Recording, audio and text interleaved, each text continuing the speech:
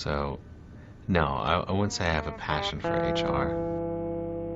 Solidarity strike, also known as a sympathy strike, is a form of industrial action where workers from one industry or workplace join a strike initiated by another group of workers. This act of solidarity is a demonstration of support and collective strength, typically to address broader issues such as labor rights, fair wages, or improved working conditions. According to a comprehensive study by the ILO in 2022, the global prevalence of solidarity strikes has shown a significant uptick with a 20% increase over the past decade.